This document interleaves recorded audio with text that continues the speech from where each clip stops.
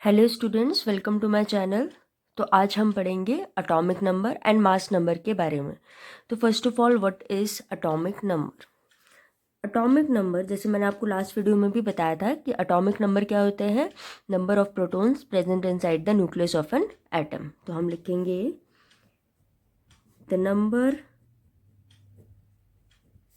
Of protons present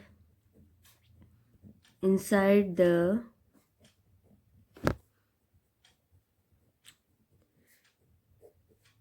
nucleus of an atom determines its atomic number.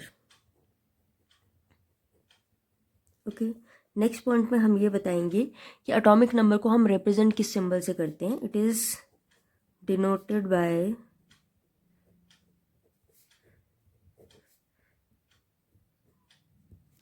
Atomic number को हम symbol Z से denote करते हैं, इस तरह से।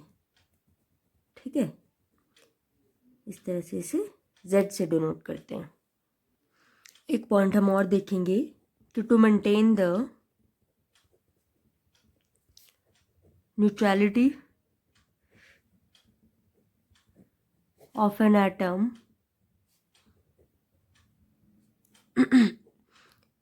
the number of electrons in an atom equals to number of protons inside the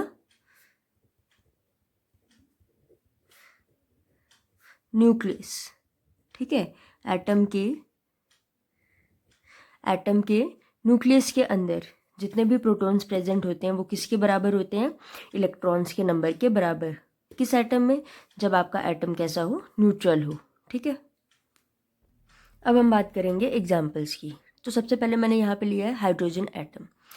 hydrogen atom में जो हमारा Z है, दैट इज जो एटॉमिक नंबर है, वो कितना होता है? 1। Why? Because number of proton equal to 1। यहाँ पे सिर्फ एक ही प्रोटॉन प्रेजेंट होता है। ठीक है, और यहाँ पे मैंने लिखा है बोरोन एटम। तो अगर हम बात करें यहाँ पे, दिस इज फॉर हाइड्रोजन।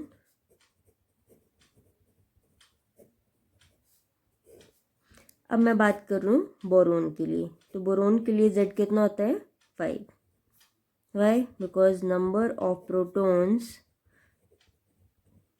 कितने हैं बोरोन के एटम के न्यूक्लियस के अंदर? 5 प्रोटॉन्स हैं। This is for boron. तो हम इस तरह से 1 2 3 4 5, ये हमें रिप्रेजेंट नहीं करना होते, ये सिर्फ मैं आपको एज एन एग्जांपल समझा रही हूँ कि बोरोन में 5 प्रोटॉन्स प्रेजेंट है न्यूक्लियस के अंदर। दैट वाई इसका जो एटॉमिक नंबर है वो कितना है? 5। ठीक है, और हाइड्रोजन में सिर्फ एक ही प्रोटॉन प्रेजेंट है, दैट्स वाई इसका एटॉमिक नंबर कितना है? 1। अब हम पढ़ेंगे what is mass number. Mass number क्या होता है? The protons and neutrons present inside the nucleus of an atom. The protons and neutrons present inside the nucleus of an atom are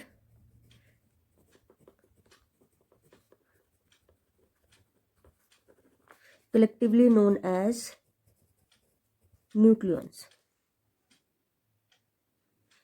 The protons and neutrons present inside the nucleus of an atom are collectively known as nucleons. ठीक है, तो atom के जो nucleus के अंदर आपके protons भी present होते हैं और न्यूट्रॉन्स भी प्रेजेंट होते हैं। ठीक है, this is proton and this is neutron.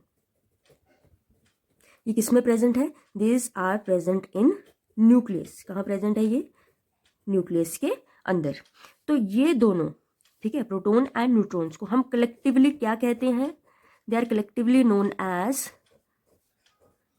Nucleons. They are collectively known as nucleons, ठीक है, इन्हें हम क्या कहते हैं, nucleons, and this nucleon are known as mass number of a particular atom. किसी भी एटम में कितने न्यूक्लियॉन्स प्रेजेंट है वो हमें क्या बताते हैं, मास नंबर बताते हैं।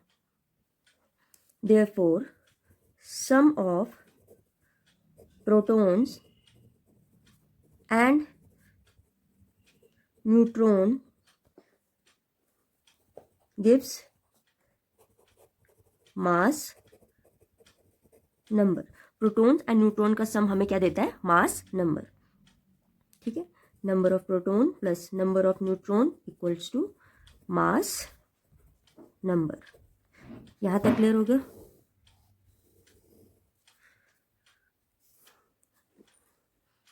सेकेंड पॉइंट आएगा, the mass of an atom resides in its nucleus, क्योंकि आपके प्रोटॉन और न्यूट्रॉन दोनों कहाँ प्रेजेंट होते हैं, न्यूक्लियस के अंदर। देयरफॉर जो मास है एटम का, the mass of an atom कहाँ रिसाइड करता है, न्यूक्लियस के अंदर। एंड थर्ड पॉइंट हम क्या लिखेंगे, it is denoted by symbol. किस सिंबल से डिनोट किया जाता है मास नंबर को, बाय सिंबल ए। सिंबल ए से हम मास नंबर को डिनोट करते हैं, ठीक है, ये सिंबल ए। अब हम एग्जाम्पल लेते हैं कार्बन। हम कार्बन का एग्जाम्पल लेते हैं।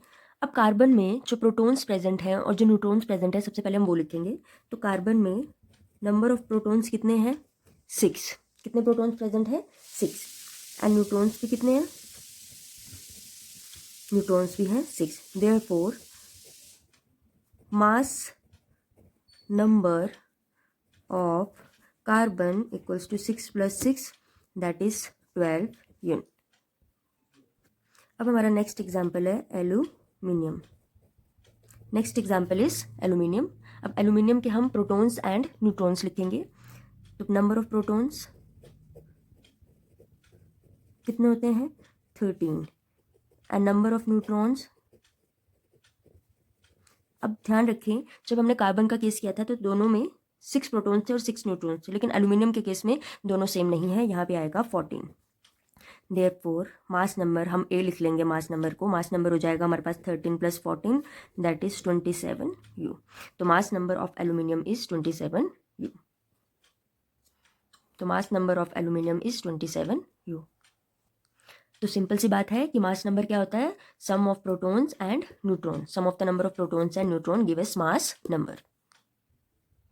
अब हम देखेंगे notation for an atom. Notation for an atom का मतलब कि जब हमें एक एटम को रिप्रेजेंट करना है in terms of its mass number with its symbol and atomic number, तो हम किस तरह से रिप्रेजेंट करेंगे, ये है उसका तरीका। देखिए यहाँ पे मैंने बॉक्स बनाया है, इस बॉक्स में हम क्या लिखेंगे, जो भी हमें एलिमेंट गिवन होगा उसका सिंबल। फॉर एग्जाम्पल अगर हमें हाइड्रोजन गिवन है तो यहाँ पे हम क्या लिखेंगे, H। ए मीन्स मास नंबर, ए का क्या मतलब है, मास नंबर, मतलब यहाँ पे हम उस एलिमेंट का मास नंबर लिखेंगे और यहाँ पे हम उस एलिमेंट का क्या लिखेंगे, एटॉमिक नंबर, ठीक है। अब मैं आपको एक एग्जांपल की हेल्प से समझाऊंगी कि हम एटम की नोटेशन को किस तरह से शो करते हैं। तो यहाँ मैं आपको नाइट्रोजन का एग्जांपल दूंगी कि नाइट्रोजन को हम इस नोटेशन में किस तरह से लिखेंगे, ठीक है। तो सबसे पहले देखो, सबसे पहले हमने क्या लिखना है, सिंबल। तो नाइट्रोजन का सिंबल क्या है, N, ठीक है। यहाँ पे हमने क्या लिख दिया, N। अब ऊपर क्या लिखेंगे हम, इसका मास नंबर। तो नाइट्रोजन का मास नंबर क्या होता है, 14। एंड यहाँ पे हम नीचे क्या लिखेंगे, एटॉमिक नंबर। तो यहाँ पे हम नाइट्रोजन के सिंबल के नीचे लिखेंगे 7, ठीक है। तो ये आ गया नोटेशन फॉर नाइट्रोजन। इसी तरह से हम और भी एग्जांपल देखते हैं। तो नेक्स्ट एग्जांपल है ऑक्सीजन। ऑक्सीजन को हम किस तरह से लिखेंगे, देखो यहाँ मैंने लिखा पहले ऑक्सीजन का सिंबल O, ऊपर मैं लिखूंगी ऑक्सीजन का mass number that is 16 and नीचे आएगा इसका एटॉमिक नंबर दैट इज 8। तो ये आ गया नोटेशन फॉर ऑक्सीजन, ओके। तो सबसे पहले हम लेंगे क्वेश्चन नंबर 1। क्वेश्चन नंबर 1 में क्या पूछा है, if the number of electrons in an atom is 8 and number of proton is also 8, ठीक है। कोई एटम है, हमें नहीं पता वो कौन सा एटम है, लेकिन उसमें इलेक्ट्रॉन्स भी 8 है और प्रोटॉन्स भी कितने हैं, 8 हैं। देन फर्स्ट क्वेश्चन क्या पूछा है, what is the atomic number of an atom, and second है what is the charge on an atom. कि अगर आपको इलेक्ट्रॉन्स भी 8 दिए हैं, प्रोटॉन्स भी 8 दिए हैं, तो आपको एटॉमिक नंबर फाइंड आउट करना है एंड चार्ज फाइंड आउट करना है। तो सबसे पहले हम फर्स्ट के लिए सॉल्व करेंगे, तो जो जो चीज़ें हमें गिवन है वो लिख लेते हैं। प्रोटॉन्स 8 हैं, इलेक्ट्रॉन्स भी 8 हैं। अब आपको पता है कि एटॉमिक नंबर निकालने के लिए आपको सिर्फ किसकी ज़रूरत है? प्रोटॉन की। आपको मैंने पहले बताया था कि एटॉमिक नंबर क्या होते हैं हमारे? नंबर ऑफ प्रोटॉन्स, ठीक है। Here atomic number equals to number of protons, therefore atomic number भी कितने हो जाएंगे? 8, क्योंकि हमारे पास प्रोटॉन 8 थे तो एटॉमिक नंबर कितना आ गया? 8 आ गया। अब आपको पता है कि 8 एटॉमिक नंबर किस एलिमेंट का होता है? वो होता है ऑक्सीजन। अगर आपसे पूछा जाएगा तो आपने वो भी मेंशन कर देना है, ठीक है। तो यहाँ तक हमारा फर्स्ट पार्ट जो था वो खत्म हो गया। अब करेंगे what is the charge on an atom. तो चार्ज निकालने के लिए आप सबसे पहले जो गिवन है वो लिख लो। प्रोटॉन्स हैं हमारे पास 8, इलेक्ट्रॉन्स भी कितने हैं? 8 हैं।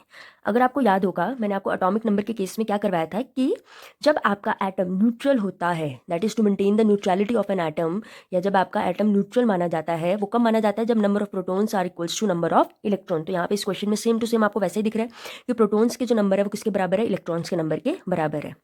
तो आप लिखोगे here number of proton equals to number of electrons, दोनों किसके बराबर है? 8 के बराबर है। देयरफॉर चार्ज कितना हो जाएगा? 0। जो आपका ओवरऑल चार्ज है एटम पे वो कितना होगा? 0। Hence atom is electrically hence atom is electrically neutral.